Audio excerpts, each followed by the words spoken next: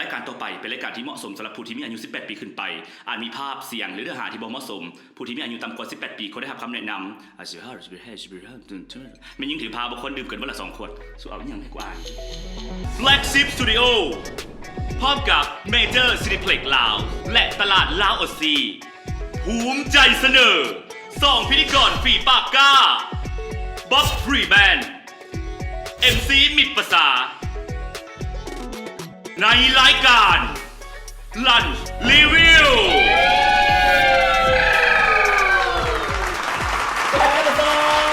สบายดีขอทานกับสุรายการลันรีวิวหรือรีวิวอาหารสวยโดยเฉพาะเนาะก่อนอาหารเที่ยงมาเจอกับพวกเราแน่นอนเนาะเราจะมีอาหารมารีวิวให้ทุกท่านนั้นได้เห็นกันว่าอันใดแซ่บก็คือแซ่บอันใดบ่แซ่บก็คือบ่แซ่บซึ่งว่าแค่พักเซิร์นกับพวกเราในอาทิตย์นี้นะแปลว่าอย่างนะแปลว่ารวยเนาะแล้วก็เป็นคนที่มีชื่อเสียงในอินเทอร์เน็ตมีอิทธิพลหลายที่สุดคนหนึ่งในประเทศเลยตอนนี้มันพร้อมกันแล้วไปพบกันเลยครับไอ้ตุนห้ากินซิ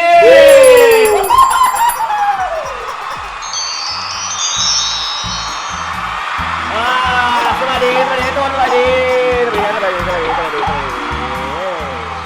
โลยังมามีฮะน้ำปลาเมดโอ้ยน้ำปลาเมดไงเขาไปซื้อเจ้าทรงเด็กน้อยข่อย2 คนเนี่ยไว้ข้าพี่ก่อนเนี่ยว่ากวนตีนอยู่นี่เส้นนางไอ้ตุนทางนี้สวัสดีไอ้ตุนสวัสดีไอ้ตุนมากินซิชื่ออะไรวะก็ธรรมดาเลยนายตุนกับเฮาในมือนี้เฮ็ดอีหยังอยู่ใส่ตรงนี้เดี๋ยวนี้คอยเราไปป่าเอาเงินกู้อยู่เฮือนนั่นแหละเพราะว่าหาอยู่หากินมันยากเดี๋ยวนี้ใส่กินกระดอกแล้วผมว่าผู้ใดว่าพิษโทรหาเด็กจัดการนี่อีหยังแน่นี่คือมันหลวงมันหลายแท้ขาดรอดพระรอดเฮ็ดอย่างได้แน่พระรอดเจ้ามีแต่เดินบินบาทบ่ได้คือเดินมานำคอเป็นมรดกตกทอดสมัยวัยรุ่นสาวลุมหนึ่งไม่48ก็ใส่ตุ้มมีเป็นเกียบหนึ่งผู้หญิงบ่เป็นอย่างเซยพออยู่เฮือนบ่เป็นอย่างพระของข่อยนี่บ่ธรรมดาข่อยก็มีพระมาโชว์แล้วกันพระข่อยนะคันมีโจรบ่กล้าเขามีพระหลอกโดดแก้วเลยวันนี้เมนูที่เราจะมาซิมน้ำกันทั้ง3 คนไอ้บอกไอ้โจรนั่นก็คือเมนูยำปูม้า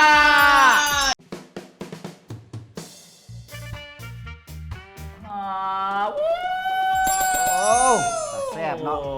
บ่ทำมาโดดาเลยตามที่สังเกตมานี่อย่าหัวอย่ามิดอย่าหัวอย่าฟ้าวเขาบอกให้ได้ให้ซิมคิดมาไว้ตายหิวไม่ได้ใส่อันอยากหัวแต่ละห้างนี่นะเขาใส่สลีคือกันเมิดบอค่อนข้างเลยบางห้างก็บ่เห็นแมนบอเอาตั้งให้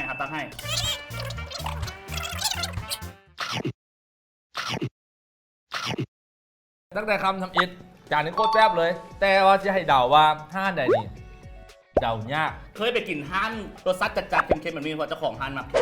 มึงขยองห้างโจโจ้พาแซ่บตามปากหมาห้างเจ๊เฮ้ยตำเสดิร์ดห้างพลทันไปเสลยมาเอาไปเสลยมาเลยอันนี้ให้ไอ้ตุนเป็นคนเปิดแล้วกันเนาะอันแล้วห้างเจ๊เฮ้ยหรือว่าตำเสดิร์ดหรือว่าห้างโจโจ้แตนห้างโจโจ้พาแซ่บน่ากินเลยแล้วซีมินกับมาถึงลงโทษเป็นวันนี้เอาเบอร์ 6มาเลยและบทลงโทษของไอ้บ๊อบและไอ้ตุนในตอนนี้คือ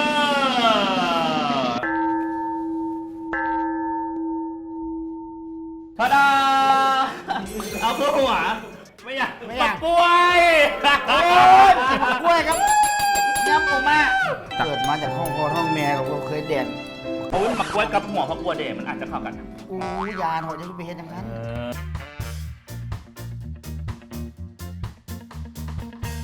ตาม3อาปากมองได้ยุ่งก็เป็นมันกับว่าเป็นตาห้าประแดงแต่ไอ้ตุนส่วนห้านึงไง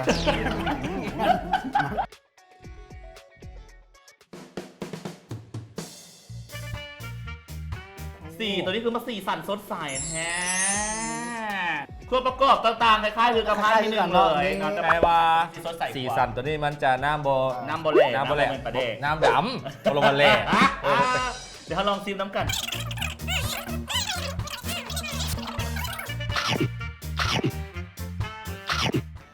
หวานๆหอมๆรสชาติวัยรุ่นแบบรสชาติใสๆ เมื่อกี้กับว่าแซ่บตัวนี้กับแซ่บ ไอ้บ๊อบก็มาทำหน่อย เดี๋ยวไอ้ขอว่าก่อนซะ แพ้ตุนก่อน ตำสบายใจ ไอ้บ๊อบโยน ห้านย้ำแถวกุตาอะ มันมีป่ะ มี คอยขึ้นมา ห้าน นี่ ห้านอาหารตามสั่งใหญ่ๆไก่เทคแอทโฮมขึ้น มี ไป นา นิดนึง แถวหนองด้วงนาสวัสดิ์จืดนายำนิยม ก็เข้าไปเห็นในวัดจีน เอาเข้าไป ชอบ ตามห้างของเฮานะสิถือกันหรือบ่เดี๋ยวเฮามาฟังเฉลยแล้วกันเลยจานที่3มาจากห้าน มันพิษเดี๋ยวนี้จะใส่ของกินหลายๆรส โอ้ยเปิดใจของแก้วหน่อยเดียวนึง เดี๋ยวมันตาสวดหมดแล้ว เขาถือว่าเดี๋ยวคอยซื้อเลือกให้2 เบอร์ยวนๆกันยวน เอา มา ว่ โลดเนื้อสอบ ยำนิยมอุ้ย2 เบอร์เสี่ยว ป้าอินี่ตัวกินย้ำแท้นี่ด้วยสองจานละ เอาเละได้ดิไล่ได้ดิ เอา 12 กับ 13 ได้ใกล้ๆกันเลยนะ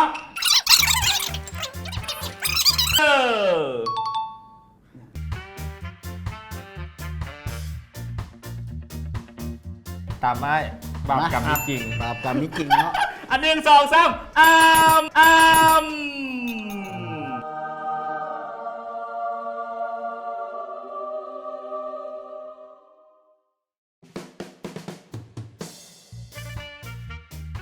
ป้าสิ เอกลักษณ์ของห้านนี่ขอบอกก่อนว่า1เส้นขูดเห็นเลยว่าเป็นเส้นขูดบ่เป็นเส้นซอยด้วยมือจองมาปุ่มฟ้าๆน้ำแดงๆบ่เน้นพักเน้นบักไม้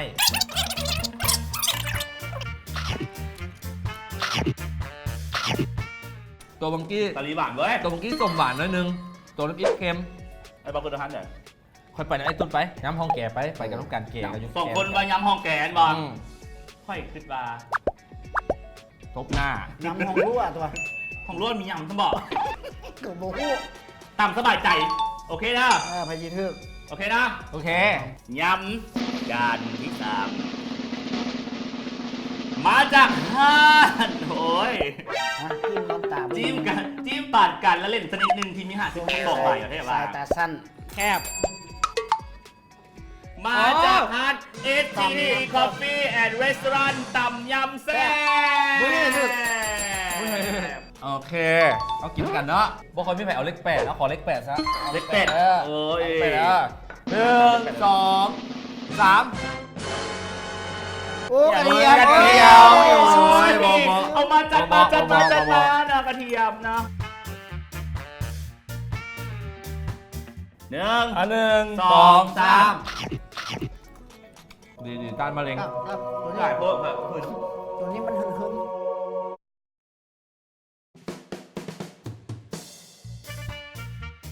อายาปูม้าของพวกเขาจัดนี่ไอ้บ๊อบเป็นน้ำใสๆคือยำโยเนาะ แมนสไตล์ย้ำยอ ๆ ขอซิมก่อนวันนี้ขอซิม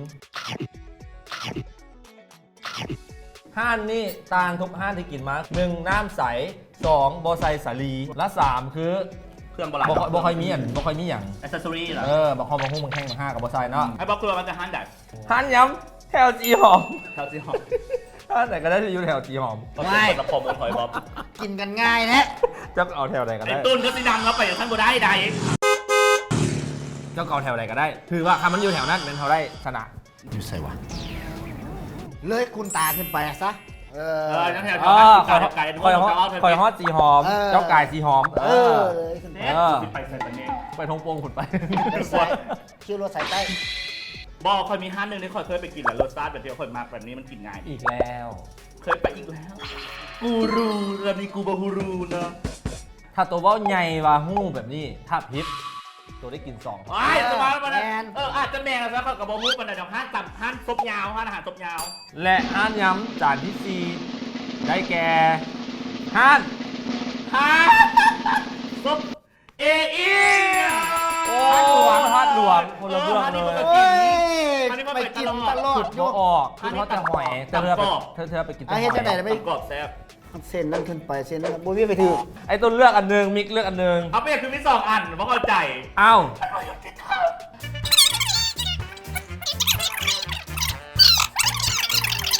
เปิดพร้อมกัน1 2 3ว้าวว้าวว้าว ปีกโป้ยไง คือตายฮะเขาถึกนม ว้ายถึงอย่าง ถึกนม นมคุณหวานว่ะ เปลี่ยนเลยวะ no Nails, hair, hips, heels, ass, fat, lips, real. มันบ่เป็นนมขุ่นหวานเป็นนมสด เออ สดได้อยู่ ก็เป็นยำนมสดอย่าง อันนี้บ่ให้เปลี่ยนเด้อตัวเอาตัวตกตัวนี่แหละ มาอยู่อย่าง no no no ผง no บ่ได้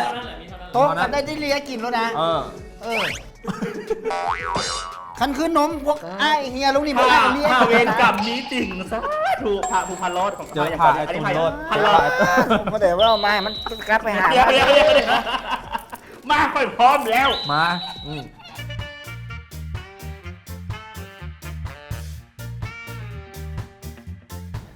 ไอ้บอลคือมาผักซานาลีเนาะ มากได้อยู่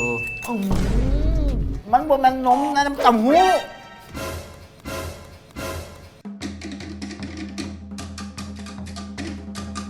กันตัวไปไหนครับพลาดไปแล้วจานที่สี่อู้เบ๊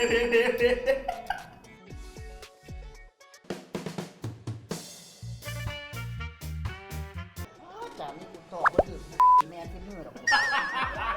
ห้ากินเนาะเป็นสีดำๆเนาะน้ำดำปัญญาแก้ไอนะ ตามสังเกตนี่ก็คือ แต่ละห้านจะใส่2 โต 2 โต ตัว 2 โต แล้วแต่ว่าตัวเล็กตัวน้อยเนาะ แมนห้านใดใส่ตัวเดียวแล้วสุคืดเอาเด้อ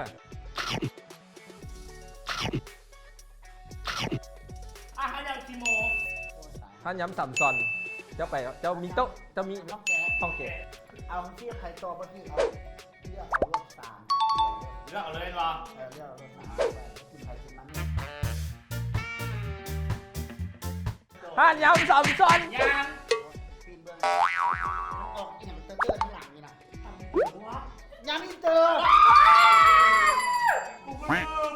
แสดงว่าสามคนผิดหมดเลย ตอบว่าถึกแมนที่มือหรอกตอบว่าถึกแมนที่มือหรอก 1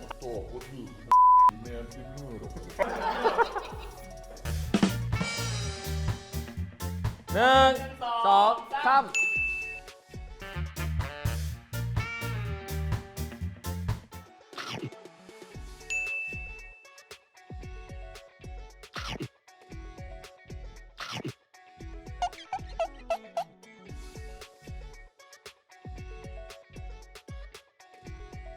ผ่านไปแล้วกับฮันยานามด5ส่วนตัวแต่ละคนมาฮันไหนไอ้ตุนก่อนเลย หานี่ฮานเอเอ สมมติว่ามักหรือให้คะแนนเต็ม10 ให้เก้าซะ 9ให้9คะแนนไอ้บ๊อบมาฮันไหน บอกเขาไปห้านนี้นะ นิยมยัง นิยมยำ888มาเขาซานนี่มากินอยู่แล้วนะให้ซิปไปเลย 10คะแนนไปเลยสำหรับบีดนะไปนำไอ้บ๊อบเพราะว่ามักฮันนี่อยู่แล้วรสชาติมันใสๆคะแนน9กับฮันนิยมยำ888 อันนี้เป็นความมักส่วนตัวของไผ่ของมันเนาะ แต่ตอนนี้ให้ไอ้ตุนฝากผลงานกันแน่ผลงานมีอีกอย่างตอนนี้ ผลงานกับซีมีหนังเนาะ พวกเรา ทุกเงาเรื่องหักมันยองมันแยมแสดงทั้งลาวทั้งไทย เจ้า เข่าโฮงวันที่19 เดือน12 มาติดตามได้เนาะแล้วเดี๋ยวเขาจะฝ่ายกับทุกคนเดาค่าเดากันเบิงทัวร์ลิมเกมของเขากันเบิงว่าในอาทิตย์ต่อไป พวกเขาจะนำอาหารเมนูใดมานำเสนอมารีวิว ถ้าสมมติว่าอีพีต่อไปเขาเลือกอาหารที่มันตรงกับทานแชร์ไว้เม่นไว้ จะได้ทำทันทีคือปี้หนัง ทันทีเลยปี้พวกเงาเนาะจากเมเจอร์กับพวกเขานั่นเองเนาะซิปรางวัลละ2 บอลนางเด้ออย่าลืมแท็กมู2 คนกันพร้อมและท่านนี้สามารถติดตามรายการของเขาได้ในทาง Facebook Fanpage นั่นคือ Black Sheep Studio และสามารถติดตามได้อยู่ที่ YouTube Channel นะครับ Black Sheep Studio นั่นเองนะสามารถเข้าไป Subscribe กดไลค์กดแชร์กันได้นะเอายังไม่ได้ไปใส่กันเถื่อนะเดี๋ยวยังไม่ได้มดเทศเลยจะมาให้ซิมิ เหรอเป็นอย่างอีกน้ำปูน้ำปลายังไม่ได้ไปนี่หวะฮะกูโคตรเกลือแท้น้ำปลาเบิดกันยางไปซื้อฮะโอ้ยขี่บ่ออกเดียวบ่ออกเลยไม่จะกูนี่หวะอีหยังกับกูนี่